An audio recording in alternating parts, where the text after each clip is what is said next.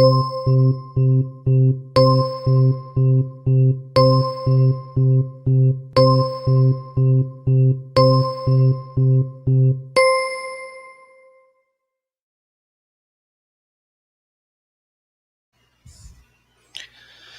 noite a todos e a todas. Meu nome é Sérgio Leão, sou diretor de sustentabilidade do IBRIC, um Instituto Brasileiro de Autorregulação no setor de infraestrutura. É uma honra tê-los conosco aqui para esse nosso terceiro webinar da série. Comentarei um pouco sobre isso. E dos nossos convidados, estamos muito honrados de ter duas pessoas especialistas com grande experiência, Rodolfo Cirol e Alexandre Ulich. Então, damos início à nossa série. Eu falarei brevemente, só como introdução do nosso objetivo, e na sequência passar a palavra aos nossos convidados. Teremos um momento para discussão, perguntas, debates. Nosso objetivo é escutar, nos orientarmos sobre isso. O tema que nos move nessa série de webinários são os critérios ESG para a infraestrutura. Então, a nossa ideia, ao trazer pessoas, experiência, vivências, lições, compartilhar com nossos ouvintes, mas também para o público aqui nosso interno do IBRIC, trazer para a experiência. Eu queria destacar que o IBRIC é uma instituição recente, jovem, criada em outubro de 2019, com o objetivo de promover a autorregulação para o setor de infraestrutura, focada em dois temas principais: a questão da integridade, da ética e da transparência, e a questão do desenvolvimento sustentável pela diretoria de sustentabilidade. Então, são os dois focos principais, mas eles têm muitos pontos de correlação e de integração. Mas, nesse momento, nós vamos tratar aqui dessa agenda dos critérios ESG para a infraestrutura, que é uma agenda liderada pelo nosso Comitê de Sustentabilidade. Nós temos dois comitês principais de trabalho, esse Comitê de Sustentabilidade e o Comitê de Integridade.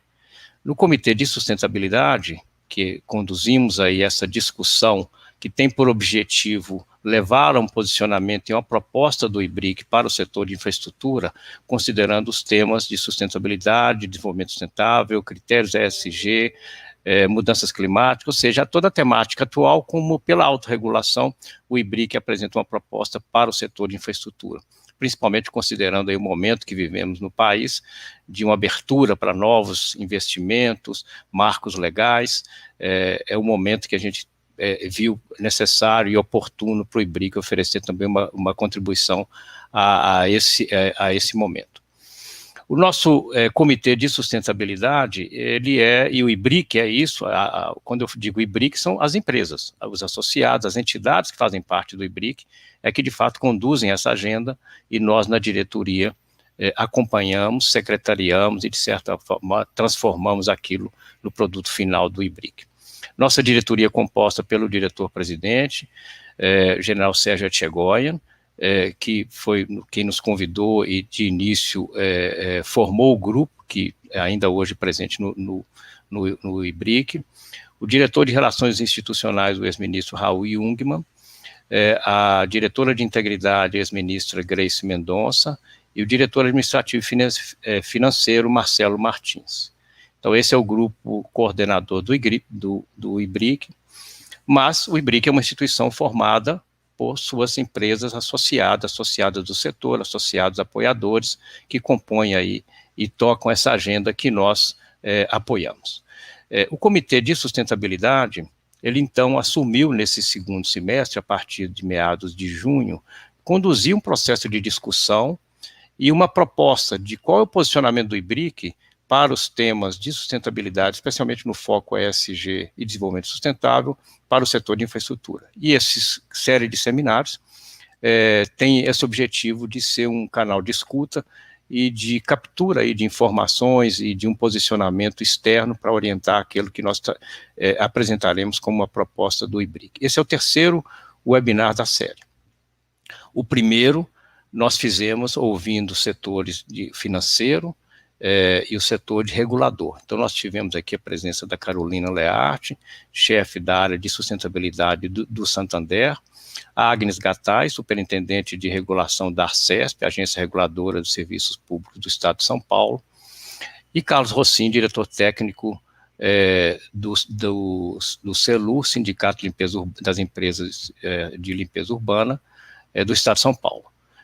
Carlos Rossim é também o coordenador do nosso comitê, juntamente com Suzane Gomes, que é representante da associada, de uma das nossas associadas, a Corpus Saneamento e Obras. Compõe ainda esse comitê representantes de empresas como Alexandre Sitivaras, está aqui conosco nessa tarde ouvindo, é diretor da Horizon Valorização de Resíduos, a Daniele Marques, representante da nossa associada Andrade Gutierrez Engenharia, Diego Nicoletti, diretor técnico da Solvi Participações, também nossa associada, e Fausto Flecha, representante da Mendes Júnior Engenharia, também a nossa associada. Esse nosso comitê é o fórum de debate, é o fórum de condução, e é ele que está por trás desse webinar. Então, eu aqui estou representando esse grupo com muita honra, mas que nos acompanha para e passo nos trabalhos técnicos.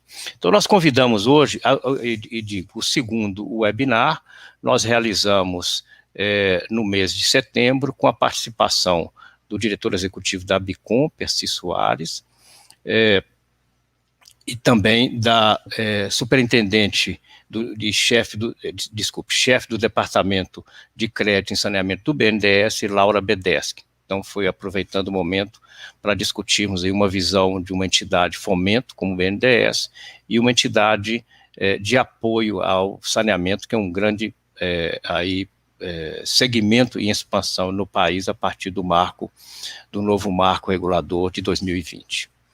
Então, nesse terceiro webinar, nós temos o tema de energia, que é um tema, né, um pilar fundamental da infraestrutura, para trazermos aqui dois especialistas, que temos muita honra de contar com eles aqui, para compartilhar experiência, visão e poder também responder a perguntas aos interesses dos nossos ouvintes. Rodolfo Nardes Cirol, é o primeiro que está aqui na tela, é diretor superintendente, diretor de sustentabilidade na CPFL Energia, onde iniciou em 2008 como gerente de meio ambiente. É presidente do Conselho de Administração da Rede Brasil do Pacto Global, da ONU, e desde 2013 é membro do Conselho de Administração da Enercan, Ceram e Foz do Chapecó. Formado em Oceanografia pela Universidade Federal do Rio Grande do Sul, possui mestrado e doutorado em zootecnia pela Universidade Federal de Viçosa e MBAs pela FGV em Estratégia e Gestão de Pessoas e em Inovação pela HSM. Em 2017, concluiu o programa da Universidade de Cambridge, intitulado Prince of Wales Business and Sustainability. Seja bem-vindo, Rodolfo, um prazer estar aqui com vocês, conosco. O nosso segundo convidado, igualmente com muita honra, Alexandre Uhlig, é diretor para assuntos socioambientais e sustentabilidade no Instituto Ascende Brasil desde 2007, uma instituição que pensa o momento e o futuro do setor de energia no país. Foi chefe do Departamento de Meio Ambiente da Companhia Energética de São Paulo, a CESP, onde atuou de 1991 a 2006. Alexandre é físico, formado pela USP, onde obteve em 2008 o título de doutor em energia. Foi também consultor da FAO, da ONU, das Nações Unidas, Food and Agriculture Organization, e da Agência Internacional de Energia. É também membro do Fórum Brasileiro de Mudanças Climáticas. Alexandre, seja bem-vindo, a honra estar com você aqui hoje. Então, nós temos dois convidados. A nossa agenda é uma agenda leve, de debate, discussão, aberta. Nós encaminhamos previamente alguns temas como sugestão para a temática que vemos aqui hoje, que intitulamos, que é os critérios ESG para o setor de energia, o caminho pela autorregulação. Nós queremos encontrar onde é que a regulação se liga à autorregulação, porque o propósito do IBRIC é avançar com a autorregulação para o setor de infraestrutura. Nós começaremos, então, o nosso webinar de hoje por uma fala de cada um dos nossos convidados, que vai abordar temas que encaminhamos, a sua visão, contribuições, perspectivas, Inicialmente eu chamaria então Rodolfo Cirol, na sequência Alexandre Uhlig, e terminada essa primeira fase, nós passaremos então para um debate, perguntas e comentários, sugestões. Então nós convidamos aí também aqueles que estão nos ouvindo a contribuírem pelo chat e podem enviar perguntas, sugestões que nós abordaremos aqui. Nossa previsão é de que entre as 18h30 e até 19 horas a gente encerra então esse terceiro webinar. Sejam bem-vindos, é um prazer estar com vocês. Por favor, Rodolfo, então passo aí a palavra. Muito obrigado. Contar com o convite do IBRIC, sem dúvida nenhuma, um momento muito oportuno da criação do Instituto, uma percepção de movimento de sociedade, um movimento do mercado financeiro. Eu acho que isso coaduna perfeitamente. Quero agradecer aí a facilitação do Sérgio Leão, acho que você tem feito um trabalho bastante grande aqui de bastidor para a preparação desse webinar, e fico muito feliz. Agradecer ao meu colega Rossim pela indicação do meu nome, para estar aqui com vocês, e a participação do Alexandre, um grande colega de longa data, e essa parte a gente gosta de pular, né, para não demonstrar que a gente é um grande tiozão já de todo esse segmento. Queria falar para vocês, assim, de maneira bastante descontraída, que hoje eu testemunhei um milagre, uma chuva aqui em Campinas de mais de 2 horas, uma coisa que eu não via há muito tempo, e isso acho que reflete um pouco que um setor tão importante quanto o setor de energia está passando hoje, né? O Brasil é reconhecido por uma matriz completamente renovável, uma matriz muito ambiciosa para o tamanho dos desafios que nós temos no suprimento de energia. Por outro lado, a gente também, além das benesses, a gente tem as mazelas de uma energia tão renovável assim. A gente está sujeito às mudanças climáticas, está embarcado dentro dela, seja pelo excesso ou pela falta de ventos, seja pelo excesso ou falta de chuvas para biomassa, para hidrelétricas, e isso daí tem trazido uma questão muito importante, porque também a energia solar ela também tem influência sobre esses eventos climáticos e a gente precisa sempre estar muito atento.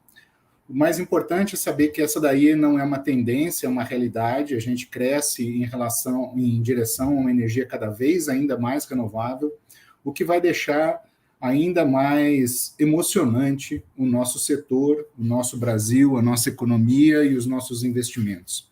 Eu acho que isso ele pauta muito do que a gente está vendo hoje, uma discussão, estamos aí às portas da COP26, uma COP que traz uma tendência gigantesca, um pushing enorme sobre carboneutralização, quando que as empresas vão se assumir ou neutras, né, em carbono, e para isso acho que fica muito evidente as discussões sobre autorregulação. E aí, mais do que uma regulação setorial, aí passa por uma regulação CNPJ a CNPJ. Eu acho que esse é um ponto super importante, onde a gente consegue identificar os desafios da percepção de mercado, da percepção de investidores, sobre como que nós estamos fazendo aí os nossos projetos. E para isso, nós temos um desafio enorme de não só colocar lá, vamos lá, em 2050, em 2060 a gente vai ser carboneutro. Quero saber como, né? Como que a gente vai chegar lá, quais são as metas, ou melhor, qual que é o teu inventário hoje, qual que é a sua materialidade em relação às emissões e como que você consegue reduzir por operação própria essas emissões. E o que sobra, como que você vai endereçar isso daí? Então, é um tema extremamente atual, é um tema desafiador, especialmente para um Brasil, onde nós temos aí o baseline bem importante para as emissões de CO2.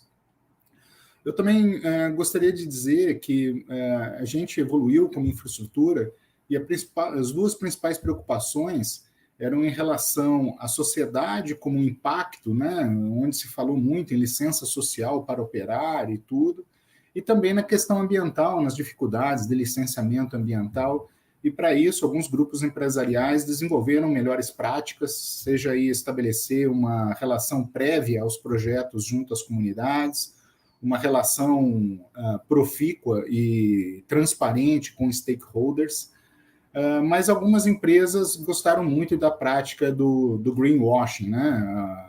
E hoje o que a gente está vivendo com ESG, talvez a gente esteja vivendo a era aí do rainbow watching, porque várias das demandas de ESG, elas não estão mais afetas àquela tradição dos projetos que a gente trazia dentro de licenciamento ambiental, olhando o social e o ambiental propriamente dito, mas agora olham para diversidade, inclusão, como que você está respeitando a inclinação religiosa, inclinação sexual e o conflito entre gerações.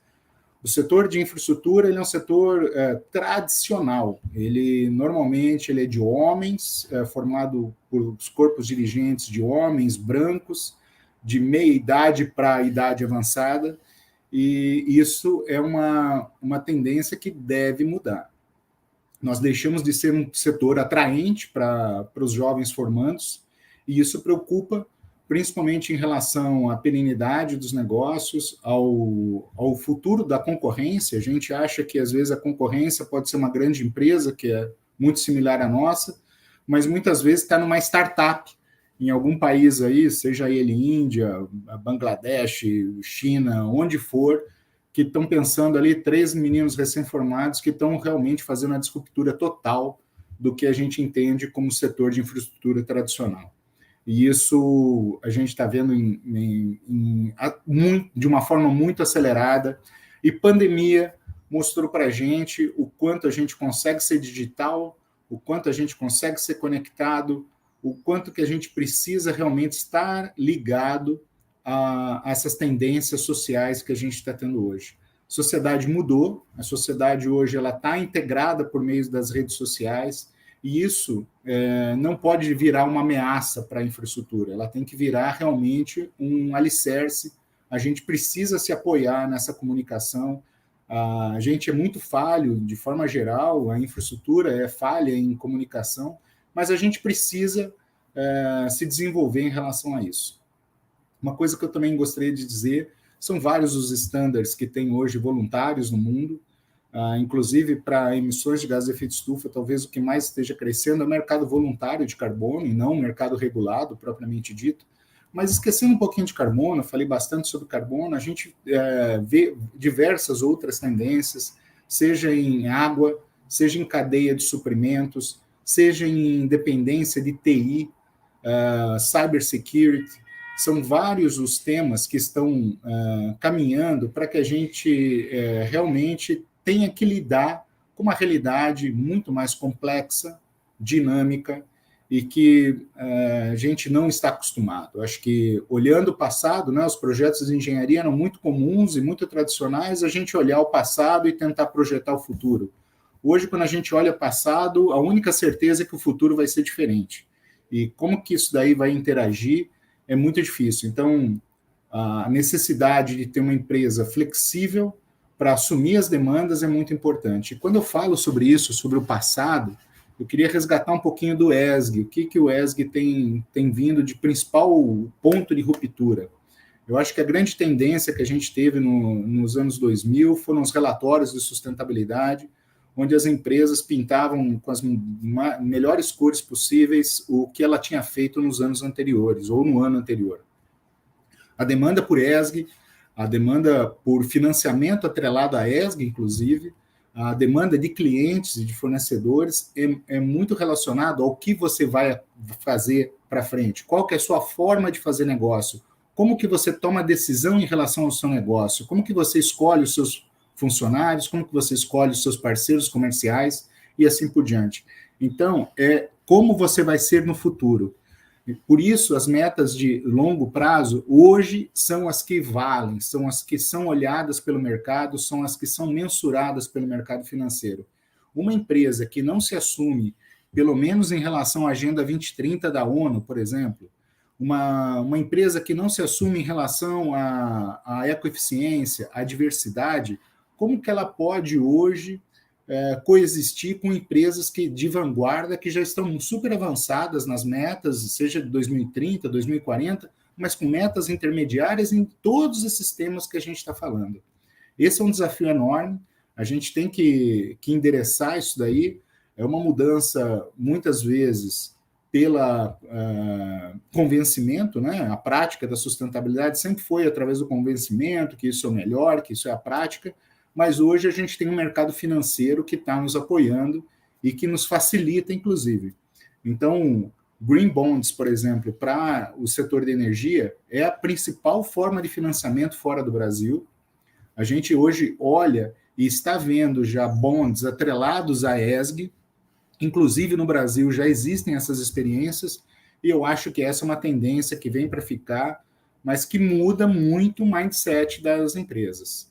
E eu queria aqui abrir um ponto, até, Sérgio, você me permite, nas nossas discussões anteriores sobre pequenas e médias empresas, a gente sempre olha, né? Puxa, como que a gente vai atingir o médio, como que a gente vai atingir o pequeno, mas sem dúvida nenhuma, sem primeiro olhar os grandes e conseguir o engajamento dos grandes, para que através da sua rede de fornecedores, sua rede de suprimentos e de parceiros comerciais, a gente consiga sim, através dessa profusão dessa rede, conseguir perpetuar esses conceitos que hoje são ricos no mercado.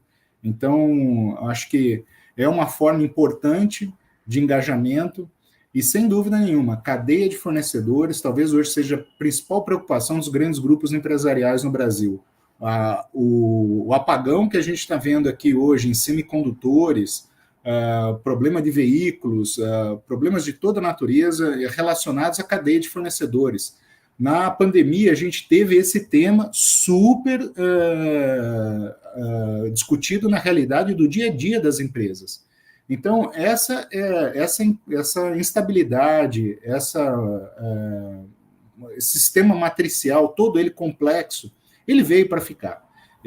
A tendência é cada vez mais que a gente tenha habilidade de perpetuar essas redes. Hoje, depender de um fornecedor específico, de um país único, talvez não seja uma estratégia importante para a ESG.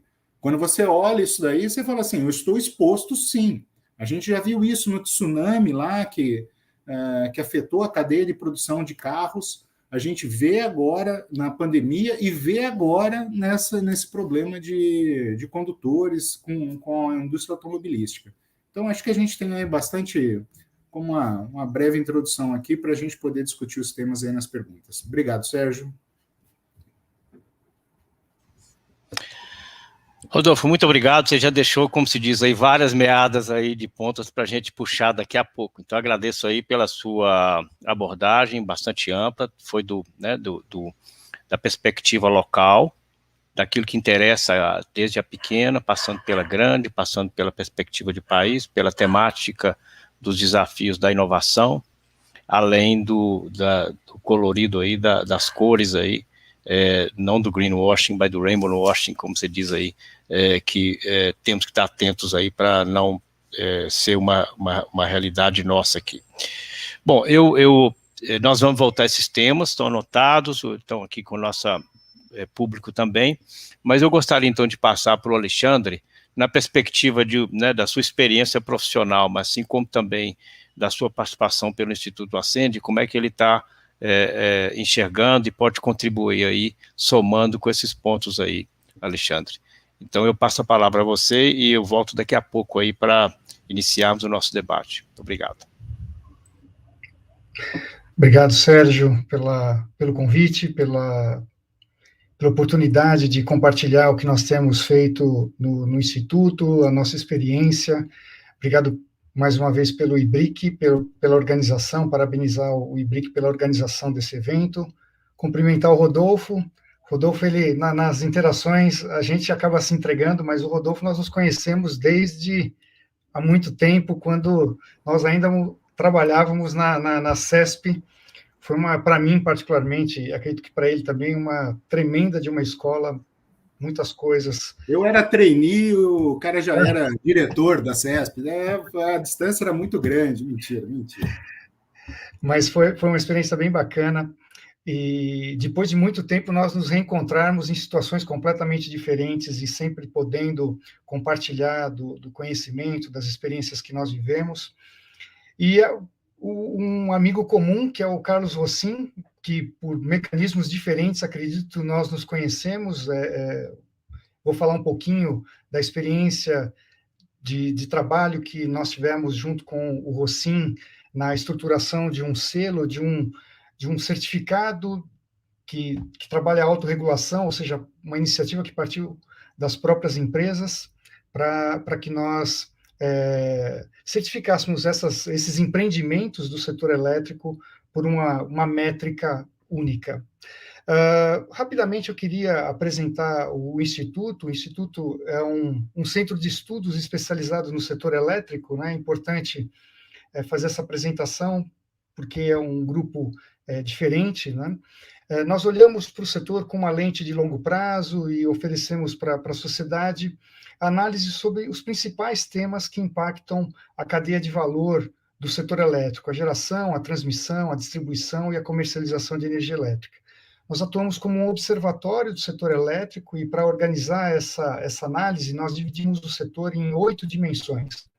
Agências reguladoras, né, ou agência reguladora, a ANEEL, governança corporativa de estatais, tributos e encargos na conta de luz, leilões de energia, meio ambiente e sociedade, oferta de energia, rentabilidade e tarifa e regulação. Sobre cada um desses temas, nós temos diferentes análises que nós convidamos, então, quem tiver interesse mais especificamente no setor elétrico, que visite o nosso website, todo esse material está lá disponível para consulta, e tenho certeza que será muito útil para quem atua no setor. Só retomando um pouquinho, eu sempre gosto de olhar para a história, né? Quando nós pensamos em critérios ESG, que mais recentemente explodiu, né, e para o setor de energia, a gente aparentemente parece algo novo, né? E para algumas pessoas até talvez seja, né, ESG algo recente. Sem entregar a nossa idade, mas eu comecei em 91 trabalhando exatamente na área de meio ambiente de uma companhia de energia do setor elétrico. Né? Então, isso já mostra que essa preocupação ela é muito antiga, ela já toma, principalmente as empresas, há um bom tempo. O que ocorreu mais recentemente é que em 2018, um CEO de uma corretora de investimentos, o Larry Fink, da BlackRock, começou a publicar algumas cartas onde ele alertava sobre essa importância do tema ESG ser considerado quando o aporte de investimentos. E isso começou a gerar uma movimentação em torno desse tema que vem crescendo. Hoje é impossível ler um jornal, ler uma newsletter que não conste pelo menos 3 matérias diariamente sobre esse tema. E como eu vinha dizendo, né, quer dizer, meio ambiente, responsabilidade social e governança corporativa estão nas agendas das empresas e dos governos há muito tempo. Sempre, inicialmente, por uma motivação econômica, o que não é ruim, né? Recordo aqui quando a coroa portuguesa, ela lá no século XVII e XVIII, ela limita o corte de pau-brasil, a grande motivação era garantir o recurso natural que tinha um valor econômico. Mas ali ela já regulamentava, né, a exploração de um recurso natural. Hoje, quando nós olhamos para a motivação ESG, tem uma motivação muito forte que é a redução de riscos, né, principalmente das empresas, nos investimentos. Os riscos da precificação de carbono, quer dizer, se nós tivermos a implantação de um mercado de carbono, como que essa precificação de carbono ela vai ser incorporada no negócio, o risco da contratação de um fornecedor que utiliza trabalho infantil ou algum trabalho que não seja o mais adequado para o negócio que nós desenvolvemos, o risco de custos adicionais provenientes do tratamento de uma população sujeita a condições inadequadas do meio ambiente, os riscos de corrupção, quando nós olhamos para a governança corporativa. Então, ESG hoje traz toda essa motivação da incorporação de riscos e como nós gerenciamos esses riscos. Como eu disse, né, no Brasil, as empresas elas já foram se adequando à legislação, incorporando as questões de meio ambiente desde a década de 30, de 1930, né, com a aprovação dos códigos florestal, de água, de pesca. Nessa década, no início do governo novo, Getúlio Vargas, ele traz uma série de inovações. Depois, na década de 40, responsabilidade social também de forma regulamentada, né, com a consolidação da legislação trabalhista, e mais recentemente, na década de 90, nós temos as questões relacionadas à governança corporativa. Em 2004, a pedido da ONU, né, do Kofi Annan, é feita uma estruturação do tema ESG, então surge pela primeira vez cunhado esse termo ESG, em 2004, quando é feito um relatório onde essas questões todas são incorporadas de uma forma conjunta, mas elas já vêm sendo tratadas, como eu coloquei, há muito tempo. No caso das empresas de geração de energia, elas foram mais longe até, desde a década de 60, final da década de 60, início da década de 70, algumas legislações, algumas leis são publicadas, são aprovadas, que implicam na incorporação das questões, principalmente naquele momento ambientais, quando as empresas elas implantam viveiros de mudas, estações de piscicultura para ter um tratamento adequado, lembrando que naquela ocasião a matriz predominante era hidráulica. Então, boa parte da nossa matriz elétrica era hidráulica, praticamente toda a matriz, uma pequena participação de termoelétricas para fazer uma complementação de geração, mas a própria complementação que hoje nós sentimos falta era feita a partir de hidrelétricas. Com esses programas que foram desenvolvidos de repovoamento de reservatórios com alevinos, reflorestamento, nós, na década de 80, temos a publicação da Lei da Política Nacional de Meio Ambiente, a Lei 6938, que estrutura o processo de licenciamento ambiental, e aí nós passamos a ter a barra da preocupação social e ambiental elevada, onde uma série de programas sociais e ambientais eles passam a ser implantados como redução dos impactos provocados pelos empreendimentos. Então, aqui nós temos já uma regulação promovida pelo Estado, a partir da aplicação da aprovação de um conjunto de leis. Quando nós pensamos em regulação, em autorregulação, né, que é o papel do IBRIC, discutir a autorregulação, quando nós olhamos para a indústria, né, a indústria que mais se autorregula é, sem dúvida nenhuma, a financeira. Ela cria uma série de protocolos, de instrumentos, como os princípios do Equador, os princípios para os investimentos responsáveis, e dessa forma ela se autorregula. Quem atua nesse setor precisa respeitar, quando for fazer empréstimos, os princípios do Equador, quando for fazer os investimentos, né, olhar para o dever fiduciário, para quem está recebendo o recurso do investidor e a forma de fazer essa alocação, que vai muito na linha do que o Larry Fink ele propõe nas suas cartas a partir de 2018. Né? A primeira foi em 2018, mas nós temos cartas mais recentes, sempre reforçando esse aspecto da importância de como alocar esses recursos e em que empresas fazer esses investimentos. Né? Um outro grupo de normas de autorregulação, nós entendemos que o que são promovidas pelas próprias Nações Unidas, quando colocam os Objetivos do Desenvolvimento Sustentável, né, que nascem como Objetivos do Desenvolvimento do Milênio, aí depois, mais recentemente, eles foram revistos, ampliados, e nós temos os Objetivos do Desenvolvimento Sustentável, que uma série de empresas se impõem buscar alcançar esses objetivos, assim como nações, países, né? Então, aqui também um exemplo de autorregulação. Quando nós vamos descendo um pouquinho mais, olhando para o setor elétrico, nós temos algumas iniciativas, o Rodolfo citou um conjunto delas, eu queria relacionar uma e falar um pouquinho mais sobre uma iniciativa que nós temos lá no Instituto, que, sabendo o que motivou o convite, tem a ver com o selo Energia Sustentável.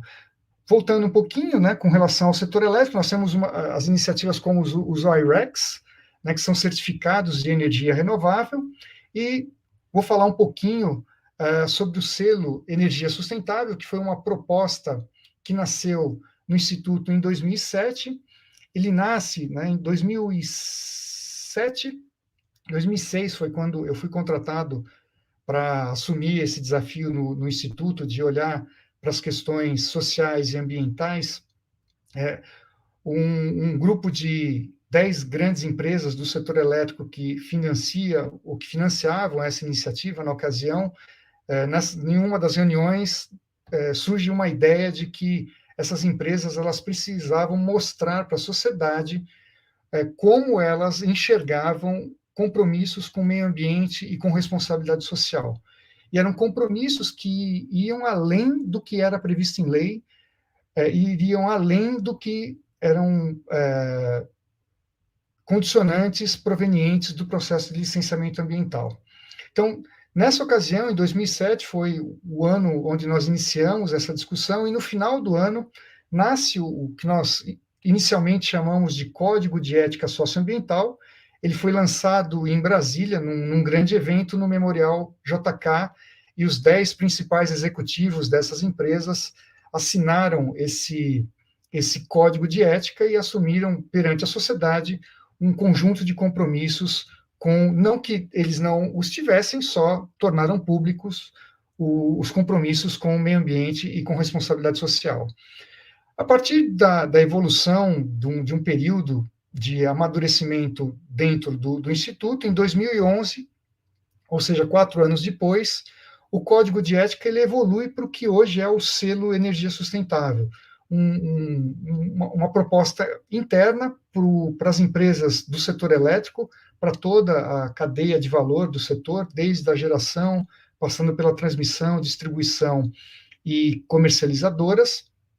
E até quando ocorreu o convite, o Sérgio estava preparando o que falaria nesse início, ficou essa correlação. Nós estamos em 2021, nesse período, nós estamos completando exatamente 10 anos do selo de energia sustentável, com mais de 30 empreendimentos certificados, desde distribuidoras, linhas de transmissão e usinas de geração de diferentes fontes, eólicas, solares, hidrelétricas e termoelétricas.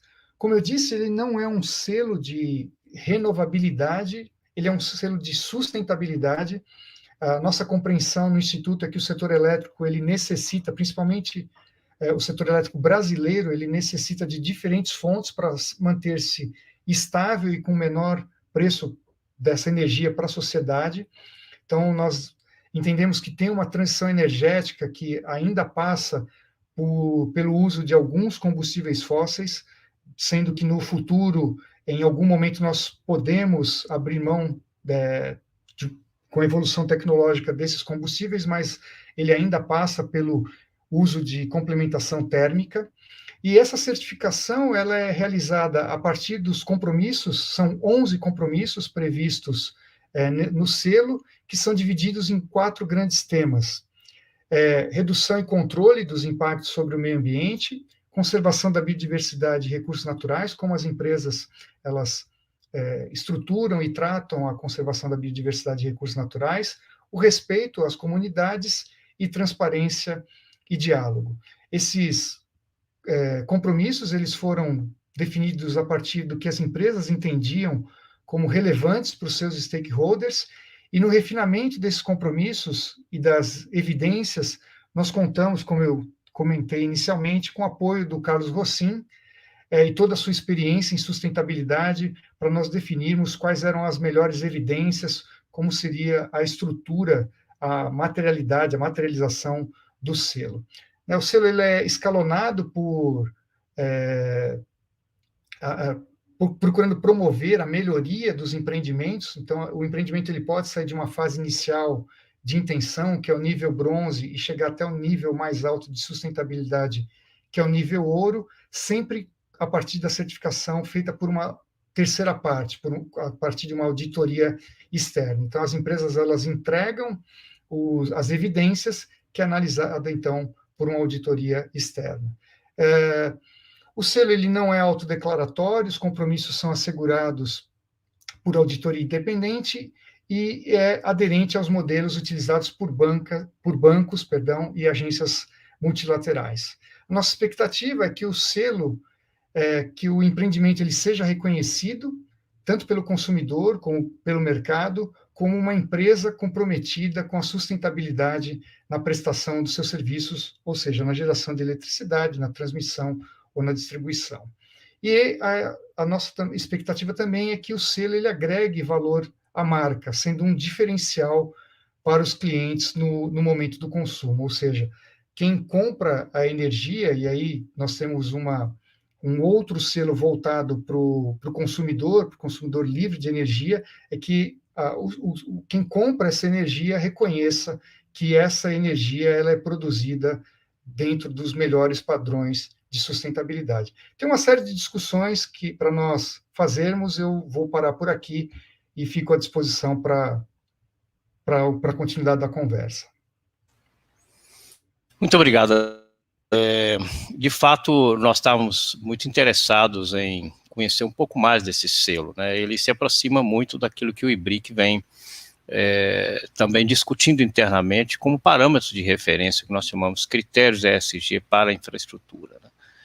Mas eu anotei aqui alguns pontos que eu queria aprofundar um pouco na perspectiva de vocês, tanto o Rodolfo quanto o Alexandre mencionaram, que nesse momento, já não estamos falando desse momento, né, dos últimos anos da chegada dos critérios ESG e da hoje praticamente utilização por todos os segmentos de investidores, o conhecimento, há um ponto de inflexão, né, aquela questão que acho que o Rodolfo mencionou, que no nosso sistema anterior de licenciamento, muito baseado no comando e controle, ele olhava para onde você está, fazia aquele diagnóstico, passava aquela receita, você vai cumprir com isso aqui para os próximos anos, e vai ser acompanhado e demonstrar que fez.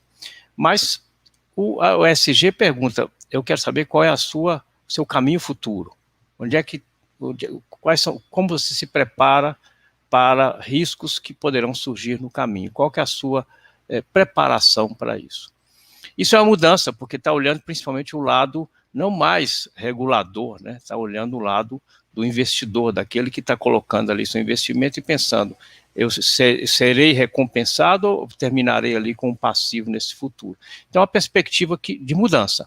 E ela não vem pelos canais oficiais, ela vem por aqueles que estão participando do mercado, investidor principalmente. Então, isso aí traz uma nova flexibilidade, né? Dá aí ao mercado o poder de exigir e colocar aí essas suas condições. E atrelado a isso, que eu acho que é uma mudança desse ponto de inflexão realmente, eu queria explorar um pouco mais, é o que nós vivemos no IBRIC e também na relação que temos com o mercado. E o Rodolfo tocou nesse ponto. Não podemos prescindir das grandes empresas.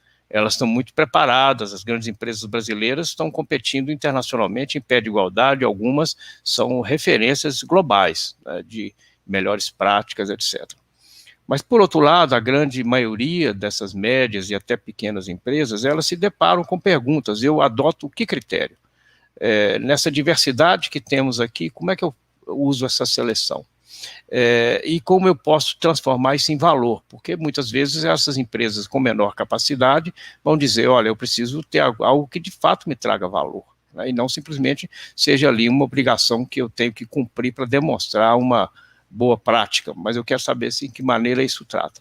Então vem a questão dos indicadores, que é uma referência, como você tem indicadores que traduzem isso. O papel que eu acho que as empresas médias e pequenas têm, porque são em número aquelas grandes empregadoras que somadas estão atreladas às cadeias de valor. E por fim, eu acho que como evitar de que a decisão não seja uma decisão adequada do ponto de vista do negócio, ou seja, como orientá-los.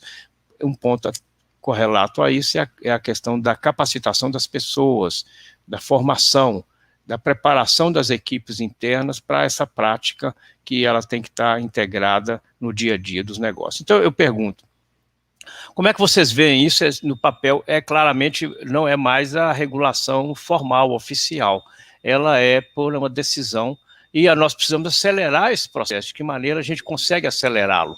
Então, eu queria a visão de vocês sobre dar velocidade a esse processo de preparação desse segmento que, no fundo, vai beneficiar o país como um todo. Rodolfo. Bom, Sérgio, eu acho que não existe resposta fácil para uma questão dessa, né? Senão a gente já teria endereçado. Mas eu gosto quando você cita como que era o processo de licenciamento, porque ele realmente mitiga ou ele compensa riscos e fatos, impactos conhecidos. E o que talvez vinha do Princípios do Equador, citado pelo próprio Alexandre, o mercado financeiro olhava toda aquela questão, olha, você está compliance, olha, da onde você está comprando areia é licenciado, da onde você está comprando brita está licenciado, os veículos, a força de trabalho segue todos os padrões da OIT e assim por diante. Eu acho que era uma visão realmente de um mundo conhecido. E talvez aí a grande mudança e a inflexão que você provocou e identificou é que o mercado financeiro ele tem visto que as grandes perdas associadas aos projetos de infraestrutura não eram para os riscos conhecidos, mas sim para aqueles riscos que apareciam, por exemplo, a gente pode citar no setor elétrico, que começou a experimentar uma experiência tenebrosa com a força de trabalho. A força de trabalho se insurgindo contra o próprio empreendedor. Né? Eu lembro de colegas, quando começou esse movimento, falando, em que mundo estamos? Estamos nesse aqui mesmo, não estamos em outro. E a coisa está acontecendo desse jeito. Então, uma força de trabalho que tem droga, que tem tráfico dentro, que tem grupos e nichos, esguetos, extremamente conectada, e hoje o advento aí desses movimentos, MBL e tudo, fazem com que a gente precise estar preparado de alguma forma para o que vem. O que vai vir? Condições, eu vou dar um exemplo bem prático aqui, que todos sentiram na pele, quando a gente teve a greve dos caminhoneiros. Greve dos caminhoneiros no Brasil, assim, foi um negócio porrada, né? Foi um negócio que pegou todo mundo. Não pegou assim, pegou transversal. A gente conseguiu ver o grau de dependência que nós temos, né? Ele foi um precedente à pandemia que realmente conseguiu demonstrar o quanto frágil. Eu estou numa empresa de distribuição de energia elétrica, eu tenho 9.500 eletricistas sem combustível nos veículos para fazer o serviço. E nas obras que nós tínhamos, simplesmente não chegava material, não chegava as pessoas, ou eu tinha problemas até de maior ordem, né? Como abastecer, por exemplo, um operador de uma usina hidrelétrica lá afastado. Então, assim, o que eu acho que traz o ESG é uma tentativa, o que está por trás é que as empresas estejam sempre pensando nesses riscos potenciais. Como que está amadurecendo a sociedade onde você está inserido? Quais são, hoje, por exemplo, todos nós estamos vivendo um apagão de mão de obra num país com 13 milhões e meio de desempregados. Nós estamos num apagão total, assim, estão roubando gente da nossa empresa todos os dias, e a gente fala roubando como se isso daí fosse meu, né? A escravatura acabou, e faz muito tempo. Então, eles não são meus. A gente precisa entender força de trabalho como um movimento, e eu preciso estar preparado para esses soluços. A nossa economia, ela é tipicamente de soluços, voo de galinha, tem várias expressões que os economistas adoram, mas como que a gente vive uma situação dessa? Nós estamos numa crise ainda, mas o mercado de construção civil está bombando, a gente tem outros processos. Quem tinha aí um EPC, por exemplo, um full EPC, se deparou com abandono de projeto, uma coisa que a gente não tinha muito. O cara prefere pagar multa, o cara prefere ir para a justiça discutir, porque o preço do aço, o preço do alumínio, o preço das commodities estão de uma tal grandeza que, assim, não existe previsibilidade para esse tipo de coisa. A única certeza é que, quando a gente falava em mudança climática, a gente falava os eventos extremos estão ficando cada vez mais frequentes e mais amplos, né, de maior intensidade. E agora nós estamos vivendo uma era que todos os fenômenos, seja dos clientes, sejam dos fornecedores, eles estão ficando mais frequentes e mais intensos. Então, talvez o ESG, né, o mais bonito do ESG, não é ir lá responder para o seu investidor, para o seu diretor de RI, que tem que conversar com os bancos e tal, que agora você tem 2 independentes no board, que agora você tem metade do seu corpo executivo com mulheres, que você encontrou a equidade racial da sua região de atuação, ou que você segue todos os padrões de meio ambiente, faz trabalhos com a comunidade e tudo. Cara, o valor compartilhado da empresa, quando ele foi citado lá atrás, que agora as empresas, a função não é apenas dar o retorno para o acionista, mas sim gerar valor compartilhado, ela toma uma magnitude sem precedentes. Porque se uma empresa hoje você não consegue compartilhar o valor, seja por meio de empregabilidade, seja por meio de pagamento de impostos, seja por meio de contribuir para desenvolvimento de meio ambiente e sociedade, e aí, no mais amplo conceito, a gente fica prejudicado. Então, é uma conversa difícil, não é uma conversa fácil, é uma mudança muito grande para uma velha escola, mas, pelo menos, eu acho que a citação do Alexandre é perfeita, Alexandre. E quando você abre qualquer jornal, você tem 3, 4 matérias que abordam ESG de alguma forma. Agora, se você abrir o valor econômico, vai ter de 7, 8, 10 dessas daí. Então, assim, hoje a gente tem o pushing do setor financeiro. A gente não pode deixar... A área de sustentabilidade, ela nunca teve esse apoio indiscriminado. Nós temos hoje esse apoio indiscriminado. Então, nós precisamos ter uma discussão estruturada. Se para promover isso, vamos pensar em formatar algum ESG Bond para fazer isso daqui. Como que a gente inclui ODS? Eu sempre cito, quando a gente discutia sobre ODS e se a gente deveria integrá-los à estratégia da empresa ou não, e ficava muito claro que, não, mas tem ODS que a gente não tem nada a ver. Por exemplo, eu sou empresa de energia, e o cara falava assim, o que eu tenho a ver com saneamento básico? Eu falei, tá fácil essa, né? Saneamento básico talvez seja o pior dos passivos do Brasil. Talvez junto com educação, talvez seja muito grande o passivo de saneamento que nós temos no Brasil, a olhar pelas grandes capitais desenvolvidas do nosso país, todas elas são uma catástrofe em relação a saneamento e tudo. E saneamento, seja ele de abastecimento de água potável, seja ele de tratamento de efluentes, o principal insumo é a energia elétrica.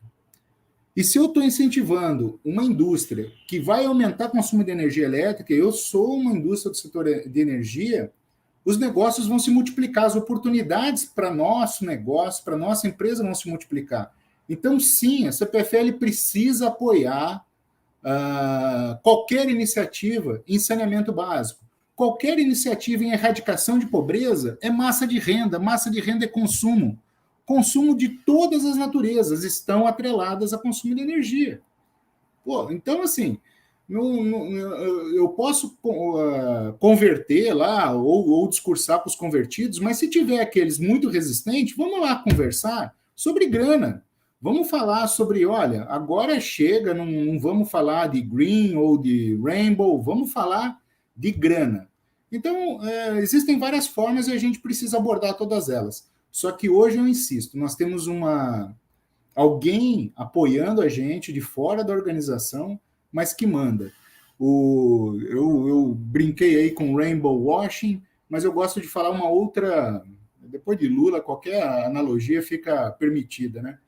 Eu falo o seguinte: o setor financeiro é aquele cara que é o dono da bola.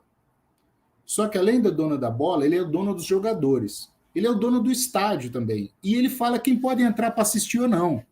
Então é assim, cara, ele é o dono de tudo. Então, ou o mercado, você está alinhado ao mercado financeiro e tudo, ou você está fora, porque a hora que secar financiamento é o primeiro movimento para você paralisar a economia e dar fim à sua empresa, né? Ela vai ser superada.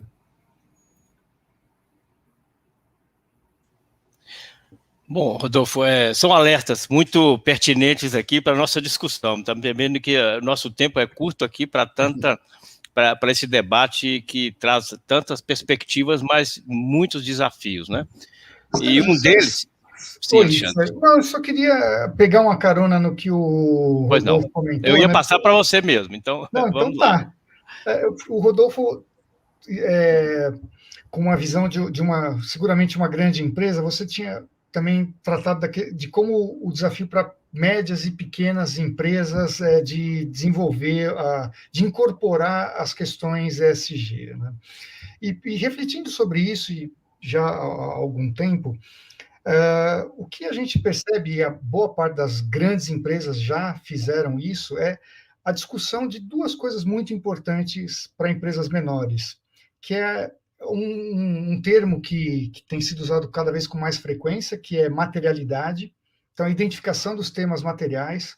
Então, as pequenas empresas ver quais são o que realmente é essencial para a sua atividade, o que afeta a sua atividade tem relação com os temas de meio ambiente, responsabilidade social e governança, e identificação de stakeholders. Então, talvez esse, eu diria que seria o primeiro passo para quem está numa empresa pequena, numa média empresa, e que muitas vezes ainda não teve oportunidade de fazer esse trabalho. A partir e muitas vezes quando nós falamos com relação aos temas ESG, e o Rodolfo colocou bem isso no início, nós estamos falando muito hoje relacionado a mudanças climáticas, e ainda quando nós nos aproximamos de COPs, então esse tema fica mais intenso e mais frequente ainda. Mas quando nós olhamos para temas materiais, nós temos olhando ou para os ODS ou para outras questões relacionadas a meio ambiente, responsabilidade social e governança corporativa, nós temos aspectos relacionados à educação, nós temos hoje fome, né? Como que as nossas empresas, as nossas organizações têm olhado para esses aspectos relacionados, por exemplo, à fome? Falar de recursos naturais, preservação de recursos naturais, ela pode ser muito importante, mas numa sociedade onde nós temos uma urgência que é relacionada à manutenção da vida, fica um pouco frágil esse discurso olhando para ou recursos naturais ou para mudanças climáticas, não que eles não sejam importantes, eles são essenciais para a manutenção da vida, mas hoje nós temos uma outra urgência, é importante que o país olhe para isso e para que as organizações, para as empresas também olhem para isso. Um segundo momento, depois de identificadas essas questões materiais, algo que eu sinto muita falta é de um plano de ação, para onde nós vamos, e aí até o próprio país. Se nós olharmos para o Brasil, eu não sei se vocês têm a mesma sensação, e não estou dizendo desse último governo, nós não temos um plano diretor, algo que é de longo prazo, onde nós sabemos as metas que nós teremos que alcançar para cada um dos temas materiais, dos temas que são importantes.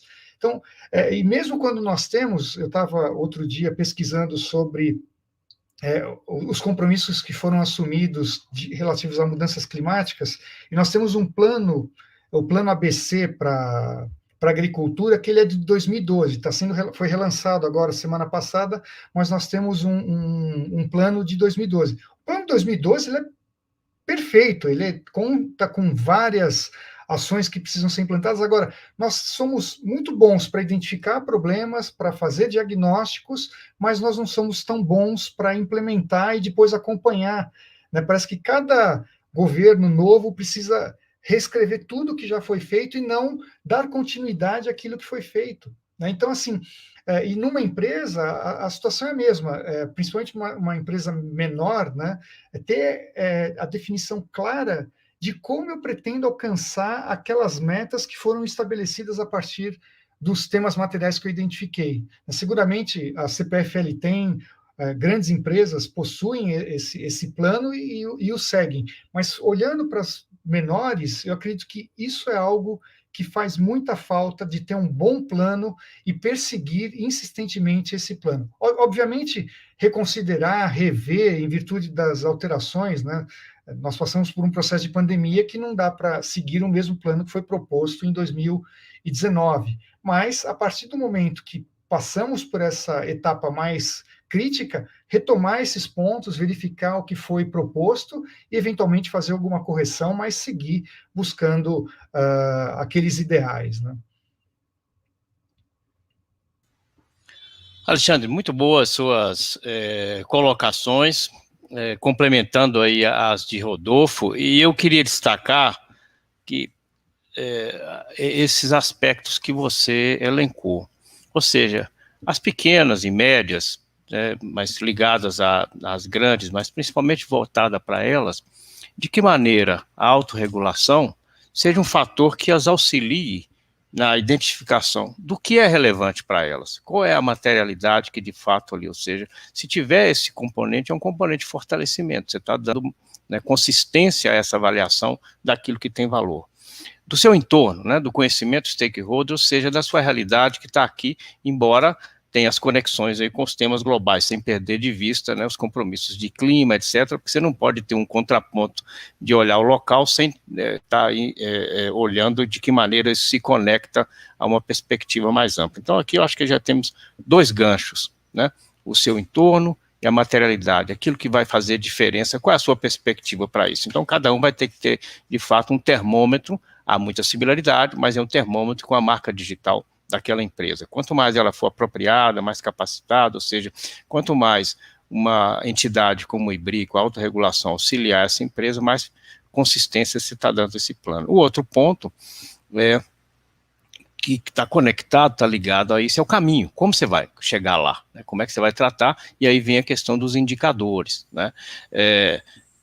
Ou pelo menos as referências que você vai usar, assim, como é que você vai medir o seu avanço? Qual é a sua régua que vai dizer? Então, esses são aspectos aí que tem muito a ver com o que nós estamos tratando aqui, e a gente registrar que qualquer que seja a solução, ela tem que estar ancorada por esses dois fatores. Eu queria abordar um pouco também uma questão, porque de novo, com toda a deferência e reconhecimento do papel, da experiência e dos exemplos das grandes empresas, mas o desafio, né, permanece, e a gente ouve aqui, com todos os nossos palestrantes passados, Sérgio, esses são os temas que todos temos, então vocês têm o desafio, não é diferente dos demais, lidar com as médias, então, mas a gente explora, queremos explorar, porque eu tive um professor nos Estados Unidos, viu, quando eu fui fazer uma pós-graduação lá, e ele colocava perguntas que a gente um dia, eu perguntei a ele, professor, mas qual é a resposta para essa questão? Ele falou assim, eu não sei não, Sérgio. Eu falei, mas então, nós estamos difícil aqui, né? Você pode ter na prova uma questão que você não sabe a resposta. Ele falou, Sérgio, aqui tem 30 pessoas na sala, de repente surge um brilhante aqui e me acha a resposta, mas eu ainda vou encontrar. Então eu coloco para provocá-los, e as perguntas que eu coloco para vocês aqui também para suscitar essa experiência e de visão. Mas um ponto, são dois que eu queria abordá-los, principalmente na perspectiva de médias e grandes empresas, e nós estamos discutindo isso no IBRIC. Há um ponto comum entre, por exemplo, critérios ESG e ODS, e com integridade, transparência e ética. Nós estamos falando de governança, estamos falando de transparência e qualidade das informações. A superintendente, né, a chefe do Departamento de Financiamento e Saneamento, do BNDES, Laura, nos afirmou aqui há poucas semanas que um dos grandes desafios do financiamento das médias empresas, e um pouco menos pequenas, mas das médias empresas, é a questão da transparência e da validade daquelas informações para baixar o risco de crédito e aí o custo de capital. Então, esse é um ponto que permeia não só os compromissos com a questão ESG, mas também com a questão de governança. Na visão de vocês, para essas empresas, é possível aproximar essa questão da gestão de governança, integridade ética com critérios ESG? Isso aí dá para fazer um enlace aí e mostrar que, como o Rodolfo diz, no final, significa grana, foi a palavra que ele usar, na medida em que você tiver uma medida bem feita, é possível, porque essa é uma linguagem que entende as empresas. Eu queria colocar isso, e aí nós caminhamos para depois, mais tarde, finalizarmos aí com novas perguntas. Obrigado, Rodolfo. Sérgio, eu queria falar que o seu professor lá era muito inteligente, viu? A única diferença dele para nós aqui é que nós só estamos em 2 para responder isso daqui. Devia ter mais 28 para ver se a chance ia ser maior de sair uma resposta. Também. Também. Eu falo assim, eu acho que é o grande desafio, e não é um desafio brasileiro, é um desafio global em relação às médias e pequenas.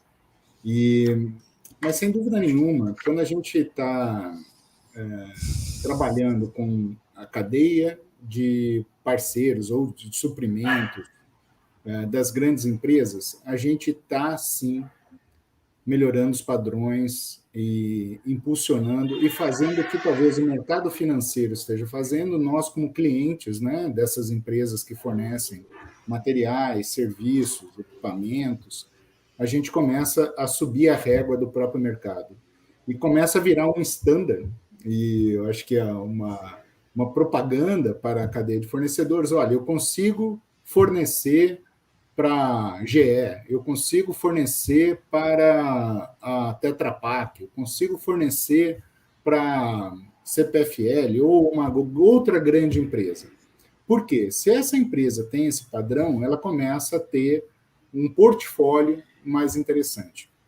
A gente viu isso daí acontecer com certificação ISO 9000, a gente viu isso acontecer com certificação ISO 14, ISO 18 e assim por diante, e hoje começam a ter outros certificados bastante interessantes.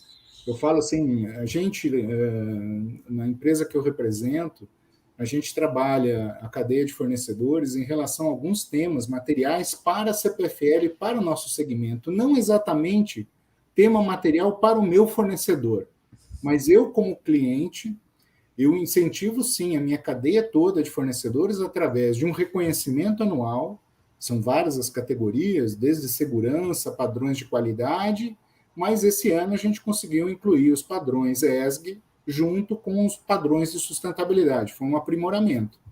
Então, para isso, você faz um treinamento, coloca as regras muito claras, e isso vai culminar no quê? A partir de 22, nas contratações, isso vai começar a ter peso na seleção de fornecedores. Então, eu sim estou impulsionando de uma forma bastante concreta para os temas materiais nossos, que são mudança climática, valor compartilhado com a sociedade, voluntariado, as questões de equidade, de gênero dentro do corpo executivo. E isso daí, eles estão revelando. Óbvio que o que nós estamos provocando como um grande comprador é que eles parem para pensar sobre o tema e identifiquem as oportunidades. Todas essas oportunidades que a gente fala de ESG, seja, vamos pensar assim, uma coisa que é muito simples, né? Gênero.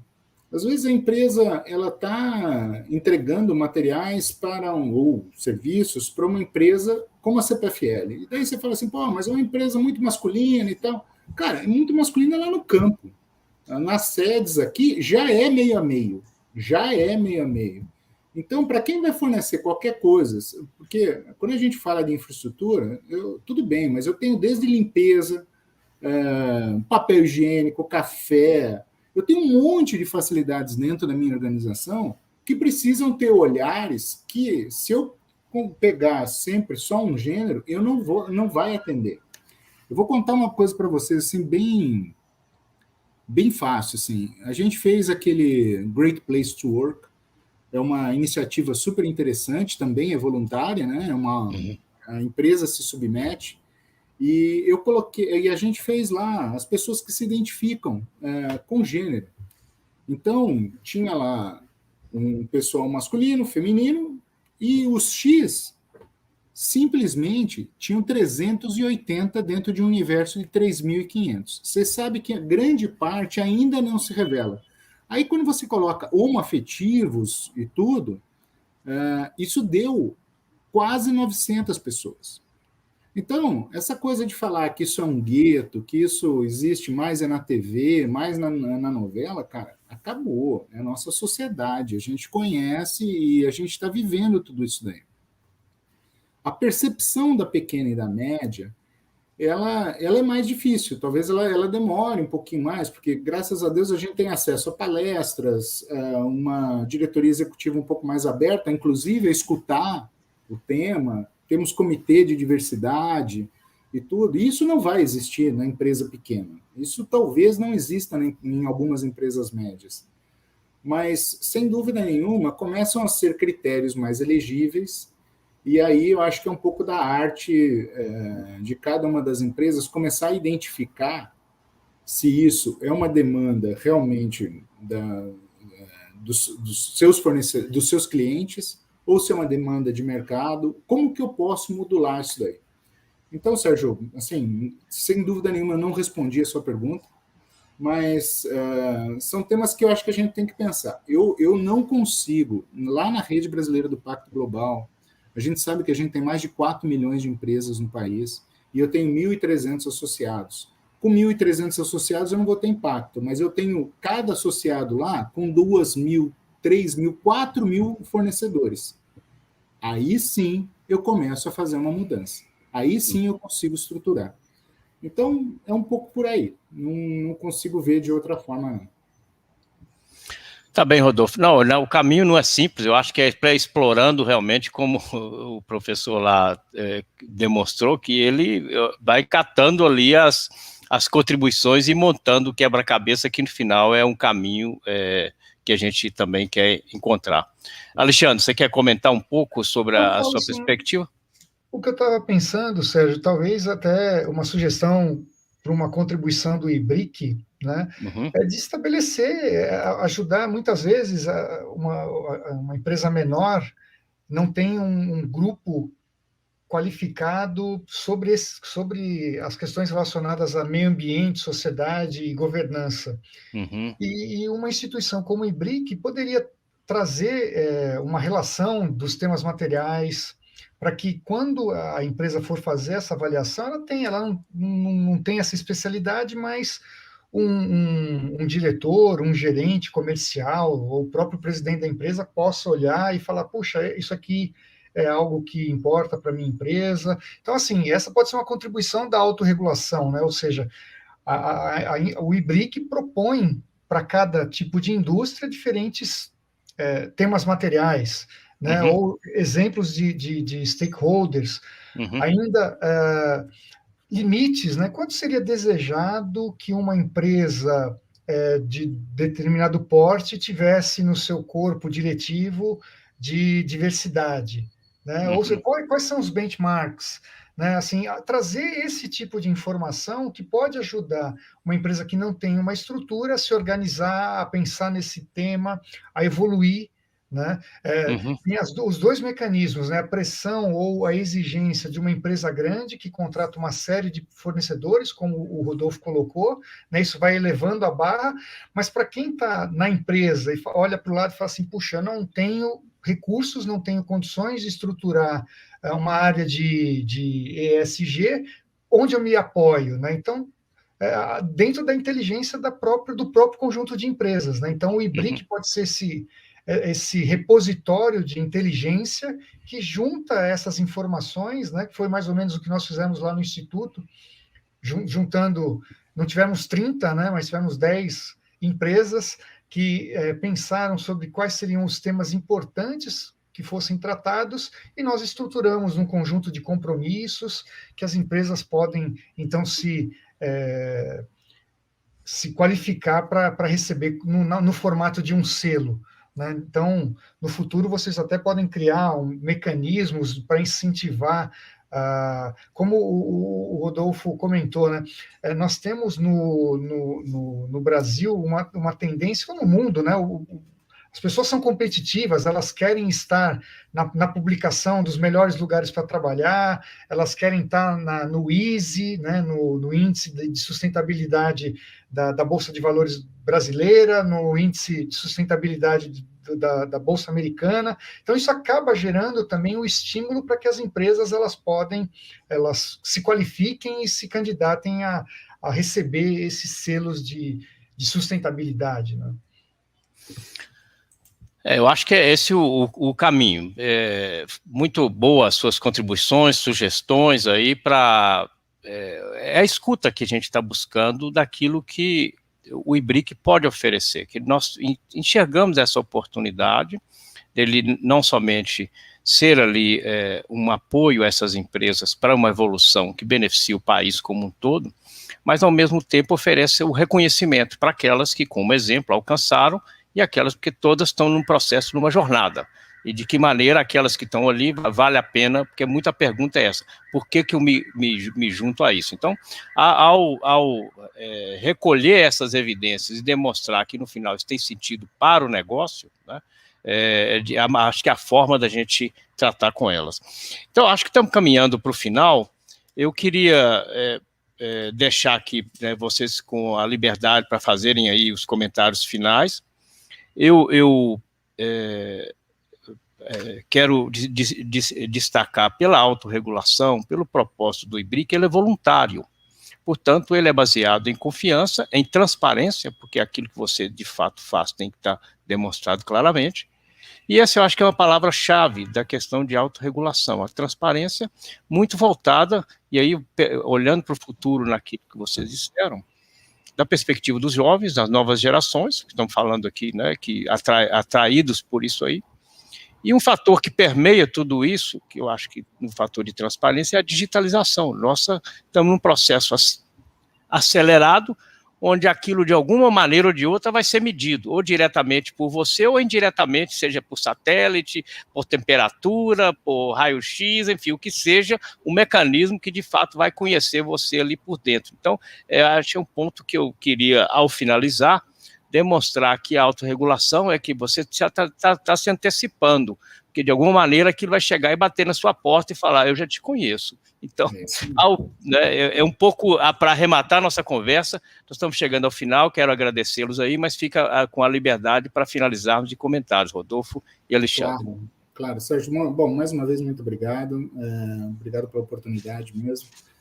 E eu acho que, assim, se resume o ESG é tudo aquilo que você consegue, se você consegue deixar transparente, se você pudesse filmar uma reunião de diretoria, como as decisões são feitas, e colocar isso no YouTube, eu acho que você atingiu um padrão de ESG bem interessante, porque ali vai mostrar como que você toma suas decisões, como que você se norteia por meio dos seus valores, princípios e assim por diante.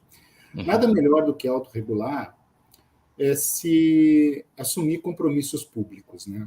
Hoje, para você assumir compromisso público, existem muitas formas, seja adesão através de um selo, seja uma terceira parte te atestando isso, seja você aderindo ao movimento. Existem alguns movimentos também que não são necessariamente selos ou certificados e tudo, mas que são movimentos, e você adere a determinados movimentos, né? A Afropresença agora, por exemplo, foi um evento muito interessante, onde as empresas, de maneira voluntária, podem aderir ou não precisam necessariamente contratar, mas elas apoiam a iniciativa e assim por diante. Então, eu acho que se as empresas que estão aí pensando, né, nesse tema e tudo, quais os compromissos públicos que eu posso assumir de forma concreta. eu posso assumir isso com a minha cadeia de fornecedores, com os meus clientes, com os meus financiadores, com os meus reguladores, né? Na maioria de infraestrutura tem um regulador, para que eu possa avançar. E olhar para os pares, eu acho que é sempre uma boa estratégia, né? Eu acho que economizar fosfato é uma dádiva que a gente tem aí da nossa evolução. Então, olhar o que tem de bom no quintal do vizinho é muito importante, ver se faz sentido para a sua organização, e se fizer sentido, adotar de forma rápida, sem muita tempestividade. Eu acho que a gente precisa realmente tentar evoluir para os caminhos. Mas eu não vou deixar de terminar com um tema que o Alexandre abordou, que é temas materiais, né? Existem os segmentos, e por segmento a gente tem tema material. Assim, se você for analisar a indústria de cimento, se você for analisar a indústria metalúrgica, se você for analisar o agroexportador, o minério de ferro, a energia, você tem os temas materiais que têm que ser olhados. Como que é conservação de água, como que é contratação de terceiros, como que é a questão de fornecedores, mudanças climáticas, rejeitos. Então, existem temas que são importantes. Então, não adianta eu chegar, por exemplo, eu sou uma mineradora e falar assim, olha, eu vou ainda manter meus projetos com barragens de rejeito a montante pelo sistema de acumulação. Cara, não dá mais, não dá. A pergunta que vai ser feita para qualquer um desses daí vai ser quando que você vai eliminar? E se essa eliminação desse passivo, ela está coerente com a expectativa do mercado financeiro. Senão, não. É uma coisa simples assim. Então, um pouquinho por aí, eu queria deixar de verdade aí uma mensagem muito boa. Eu acho que o IBRIC ele vem num momento fantástico e, sem dúvida nenhuma, diante do universo de oportunidades que nós temos, eu acho que agora é sentar, tentar focar aí por segmento, para que a gente possa evoluir. Então, parabéns pela iniciativa, parabéns a todos vocês e vamos em frente. Obrigado. Muito obrigado, Alexandre.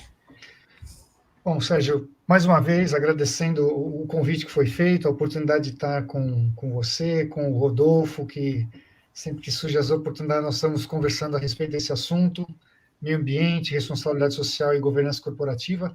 Queria aproveitar, né, como o Instituto é um centro de estudos e vendo esse movimento de ESG, nós fomos estudar, aprofundar e nós temos um curso, nós organizamos um curso que nos dias 23 e 25 de novembro nós estaremos ministrando, será a segunda turma, né? Esse curso está dividido em 4 módulos e ajuda, um bom mapa sobre ESG, ele traz o histórico e os contextos, a gestão dos princípios ESG para a captação de recursos financeiros, a gestão de princípios ESG para o sucesso do negócio, oportunidades de negócio e tendências ESG. Muito em cima do que foi o nosso seminário, é um curso de 2 manhãs, eu divido esse curso juntamente com a Patrícia Guardabassi, que é uma colega que trabalha conosco lá no Instituto. E para concluir, eu gostaria de, dentro dessa temática de quais as preocupações, qual o caminho a seguir, uma pesquisa que foi feita pela Bain Company sobre como promover a sustentabilidade do jeito certo. Esse é o título da pesquisa, né? E eles colocam, né, o grande resultado, o grande achado da pesquisa, que a maior dificuldade é a falta de alinhamento dentro da própria organização. Ou seja, dentro da própria empresa, você tem dificuldade em promover o tema ESG. E eles colocam 5 fatores de sucesso para os programas de sustentabilidade, olhando para o tema ESG. Né? Primeiro é ter um planejamento claro, né? Ter um roadmap, ter algo que você vai perseguir. Alinhar esse planejamento com a liderança, depois definir metas ousadas para a sustentabilidade, encorajar as equipes para desenvolver e implantar esses programas e trabalhar na equipe, na empresa, uma mentalidade que equilibre ESG e desempenho financeiro. Então, tudo acaba passando pela questão financeira, sem dúvida nenhuma, as empresas que implantam e que têm ESG no seu núcleo, na sua discussão, vai ter melhor desempenho financeiro. Por vários motivos que a gente discutiu aqui, e seguramente essas empresas têm sempre a ganhar. Fica a minha mensagem, agradeço mais uma vez a oportunidade e estamos lá à disposição no Instituto para conversarmos a respeito desse tema, dos temas associados ao setor elétrico. Por favor, fiquem à vontade. Obrigado, Sérgio, obrigado, Rodolfo, uma boa noite para a nossa audiência. Uma boa noite, muito obrigado, viu? Agradeço aqui a todos e nós vamos então encerrar nossa apresentação, muito enriquecedora, foi muito além dos critérios ESG de energia, debatemos aqui, mas muito no foco daquilo que nós temos tratado no IBRIC. Agradeço muito pela generosidade de trazer experiência, pela franqueza e transparência com que debatemos, Rodolfo e Alexandre. Tenha uma boa noite aí, muito obrigado a vocês, uma boa noite a todos. Boa noite, obrigado. Tchau, tchau, boa noite. Tchau.